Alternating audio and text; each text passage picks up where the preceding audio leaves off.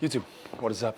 We are back with another day. We are going to rip Lifetime. It is extremely packed in here, so I might do my rants separately on this couch of truth in between our lifts, just depending on space and the peepers that we got today. Typically when we go to Lifetime, there's a lot of peepers. We got a lot of people trying to hop in the camera frame, trying to stare. Gets in my head a little bit. I got to be a little bit more mentally tough about being able to speak in public about that stuff. But today we're gonna hit some cleans, we're gonna hit some jumps, we're gonna hit some leg destruction, probably some squats and some leg machines, leg curls, leg extensions, something like that. Get a pump, lift something heavy, hopefully not suck at cleans today. Feeling pretty good. Had kind of a bum of a weekend with an ATL Aliens concert this weekend and just hanging out with some friends.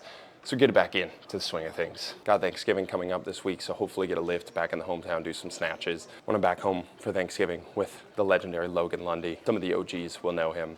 Hopefully we can get back into the Foley High School and show you our stomping grounds a little bit on YouTube. I don't know if we've ever brought the YouTube series back to Foley, so we'll go do that and hopefully eat lots of food and have a great training session today. So let's get after it and let's not suck today. Let's go. All right, so we're just gonna start off with a little clean complex, work up to something heavy with the cleans. We're gonna find some jump variation to do around here. It's pretty packed in here, like I mentioned in the intro, and do all of our yapping in between the lifts. Let's rip it.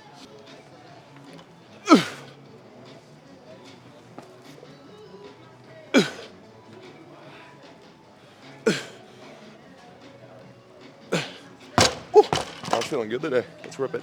Between our clean sets here, we're gonna do single leg seated broad jumps and then single leg box jumps here.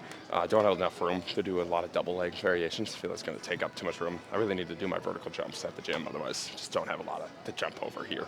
But we'll hit single leg jumps there, single leg jumps on top of the box, and hopefully this bar keeps feeling light and keep ripping PRs. Let's go.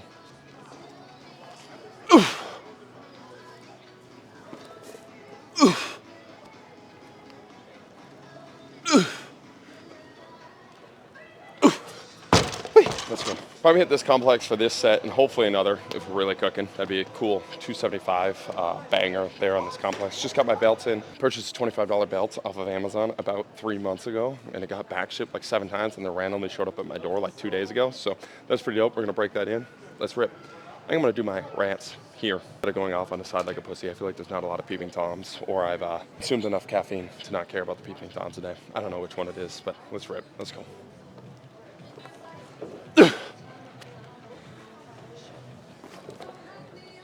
Oh, that's not what I was supposed to do there.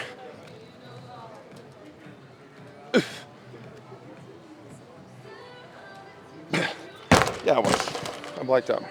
Power shrug, no foot clean, squat, squat. Yeah, I did that right. I'm an idiot. All right, finish one more set of these jumps.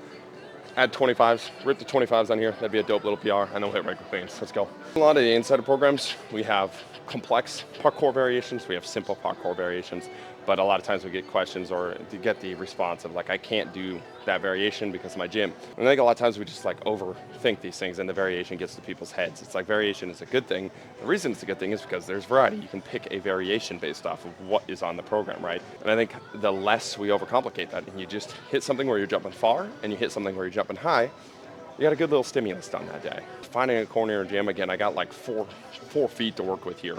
And we're hitting a cool little horizontal jump movement problem and a cool little vertical jump movement problem. Turning in the single legs, right? If you don't have enough room or the single leg, you can't jump high enough, add some weight to that, right? Obviously, it's not the perfect ideal, but it's better than not jumping at all. It's better than not moving athletically at all, right? So 100% of your program can be done with very, very little space.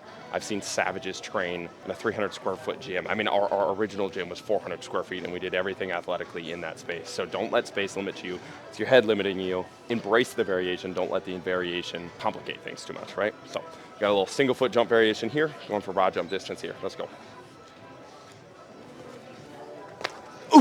Really like the 1 foot takeoffs to 2 foot landings. Obviously, if you're going for more of a plyometric on that single foot, it's a little different. But you just want a max distance or max jump variation, going from a single foot to a double foot. Allows you to eat a little better. I like this for the heavier athletes and athletes that don't handle that wear and tear. So for in season, almost all of our jumps are gonna be 2 foot landing jumps or more of a box jump just to take away some of that ground and pound. Off season, we're gonna focus on a lot of ground and pound to get that plyometric type action in. In season, just save them a little bit. So let's get it.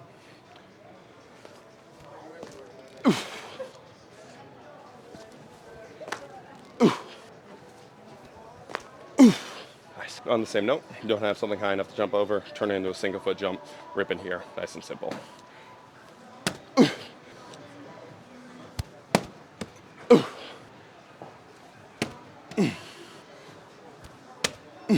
Nice. All right.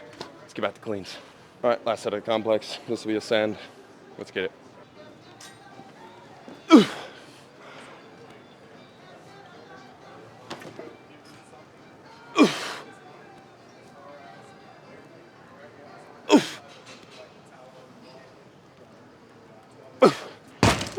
Cheated that no foot clean a little bit, but we'll count it. Let's get it.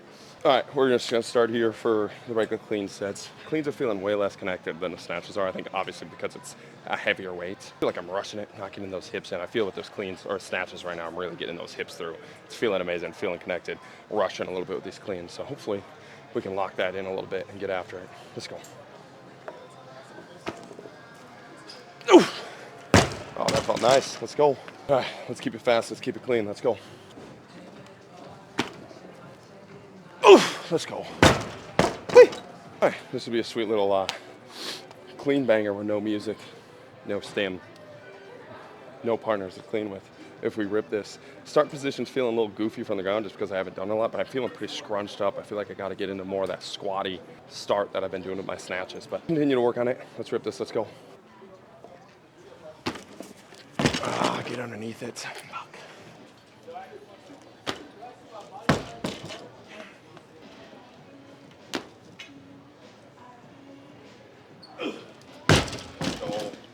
Obviously that was a heavy set, but felt pretty slow, clunky, just not rhythmic. So I'm gonna finish up with 2 sets of 3, clean, hang clean, but back to back to back, make it as rhythmic and as quick as possible. Get a little bit more explosive in there. I love the feel of that heavy clean. Let's get it.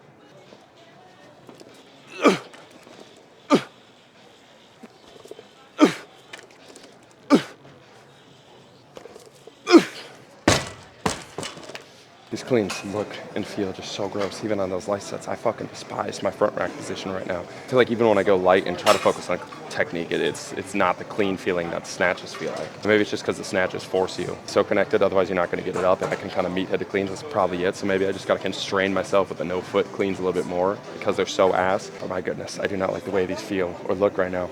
But we'll keep sending. I mean, the weight's still going up, which is great. I understand that part. But it's like when you have a good hit in softball that just didn't feel that great, or a good shot in basketball that went in, that bounced around the rim a couple times. That's what the cleans feel like right now. We gotta fix it. Don't love it. Let's go. That's over here.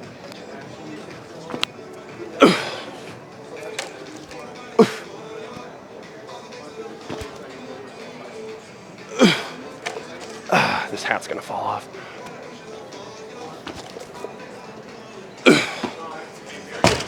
We got to get the squats. That was gross. Hat was falling off. Thinking more about that than the cleans. All right, we're working a heavy set of 5 on the squats here. We hit a couple machines. We'll get out ski. Let's go.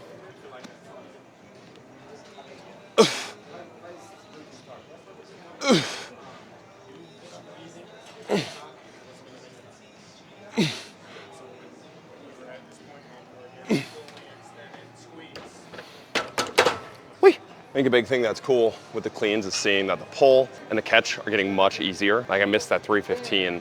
Was able to pull it up, get pretty much right underneath it and bail out of it. Seen it like stick that final position. Whereas before, like even that pull would have gassed me out and it would have been way more intimidating than it was today. So that's cool to see the improvement there. But handling that collision at the bottom, like my body's just crumpling and it's just not used to that collision. Obviously there's probably a little bit of technique there to where I'm like letting that ball crash a little bit, but also I think a lot of it is just that physical aspect of not being used to like going from a free falling 315 and decelerating that way in and getting back up. So Will talks about that a lot and why cleans are beneficial for contact athletes, but you're seeing it in real life there. Haven't done a lot of contact since football and picking up the cleans again. You're just seeing the body kind of crumple under, and it's cool to see that limiting factor and hopefully get much better at it as we go forward. All right, let's rip this set.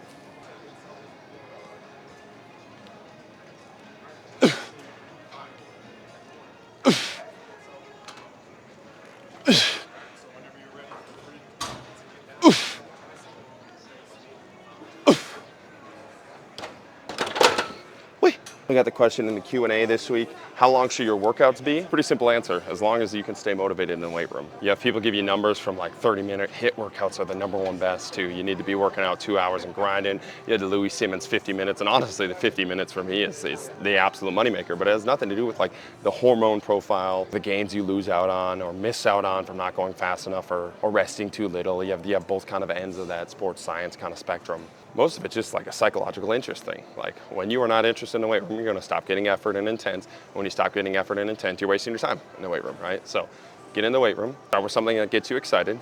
Use that excitement to hit your big lifts. Use the win that you got from that big lift to hit a couple accessories, then get in, get out. If you're a high school kid that's just eating up the weight room and massively obsessed with it right now, spend 2 fucking hours in the weight room, hang out with your boys. If you're a super busy businessman that hasn't been loving the weight room, forcing yourself to work out for 2 hours is just gonna end up being a massive waste of time. Set 30 minutes on the clock, warm up for 10, hit main lifts for 20, get in, get out. You're gonna get a ton of stimulus done as long as you focus, as long as you give high intent there, right? So how long should you work out in the weight room? As long as you can stay interested and give intent to what you want to do. And I think the more intentful you are about that and the more that you actually pay attention to that, the better your workouts end up being, because you stop forcing things. You stop trying to force yourself through these 2-hour workouts when you know you're going to be there for 30 minutes. And a lot of times when you just start with the 30 minutes of high intensity, you'll end up working out for an hour because that 30 minutes was great. And you're like, fuck it, I got 10 more minutes. I can go do this. I can go do this. For athletes that want to get in and out of the weight room, if you give them a 2-hour workout right away, all they do is just pace themselves. Like they just wait the whole time to give any intent because they know they're going to burn out on their energy. And if you have an athlete that just loves the weight room, giving them a 30-minute workout, they're just going to go do the extra hour and a half by themselves, right? I think a lot of it has to do with the psychological components and a lot less to do with the physical components. I've seen guys get absolutely shredded on 30-minute workouts a day. I've seen guys get absolutely shredded on 2-hour workouts a day, and vice versa. Guys get absolutely fat on 30 minutes and guys get absolutely fat on 2 hours working out a day, because it's not the actual work that they're getting done. It's just the time they spend in the weight room. So don't overthink about that. Just pay attention to when does your interest level drain. How can you set it up to where when you have peak interest level and peak intent, to match that up with your main stimulus that day so you can actually get after it. And that's honestly why I've been shortening my workouts, because that 15-minute mark is absolute beauty for me. I get in, get out, and I give massive intent to what I'm doing. And then throughout the day, I'm hitting all of my smaller stuff because I can give those 10 minutes burst of energy and it gets me going. But if I plan a 2-hour workout right now, I just feel fucking drained. And then I pace the beginning and the end is still shit. So that's kind of my answer there. Let's get it.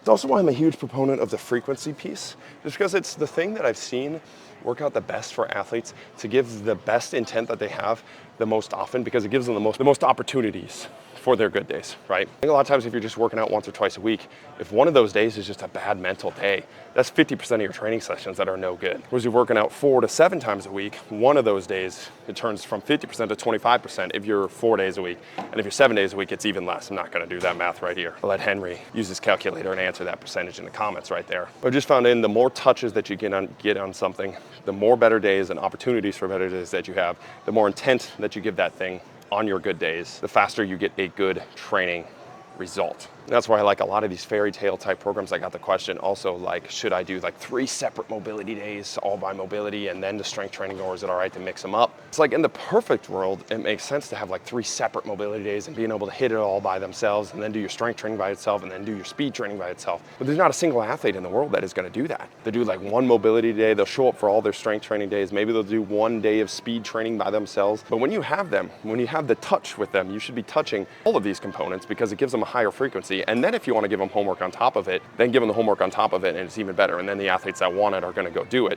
But at least they're touching these qualities in training rather than just giving it to them as homework, giving it to them as like 3 extra mobility days. Because 99% of athletes, they're just not going to do those extra mobility days, and then you're missing out on that frequency piece, right? So I think focus less on like sets and reps, less on time in the gym, and more on intent and good days in the gym. And the way to get that, the way to set yourself up the best for that is shorter, higher frequency days.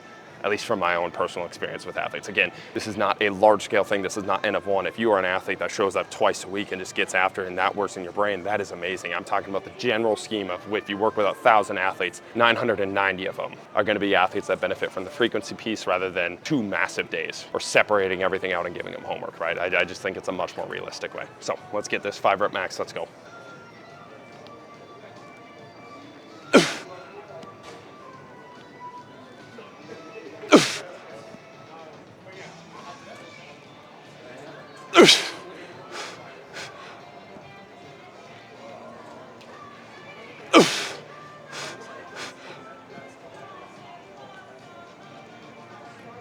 Oh, God.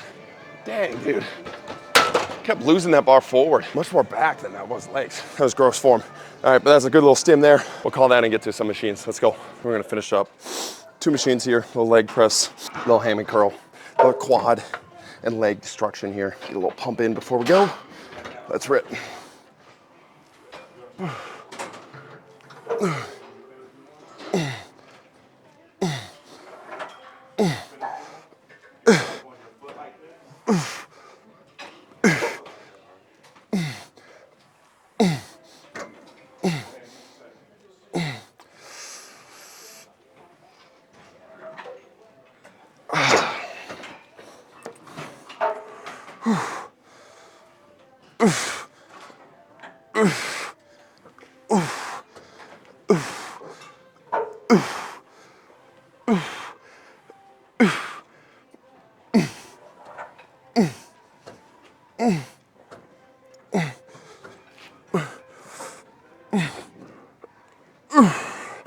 Oh, that one is spicy.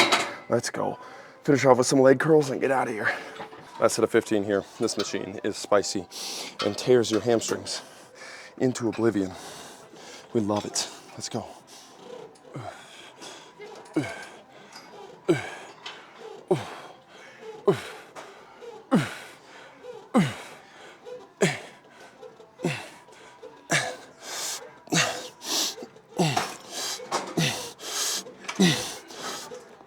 Oh my God, dude. Oh, if that won't blow up your hamstrings, I don't know what will. Better be able to deadlift a lot after this. Fuck.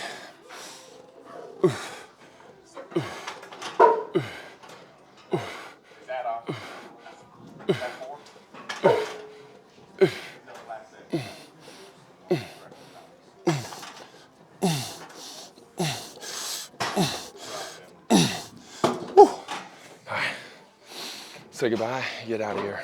Back on the couch of truth.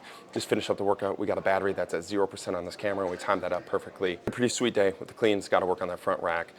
But that was the heaviest cleans we've done under the lightest stimulus and stimulants that we've had. So that's pretty cool. It's cool to see that progress. Well, it still feels like shit. I can't wait for it to start to feel good again. Just like the snatches. I think if my cleans felt like my snatches right now, we have like 50 pounds left to PR there. Or it's not a strength factor, but it's more of a technique and feel factor. Obviously that's ego talking a little bit. But it does feel unbelievably gross compared to my snatches, which is crazy. But all in all, a good day. Legs are feeling pumped. Got after it. Appreciate you guys watching. Keep chopping wood.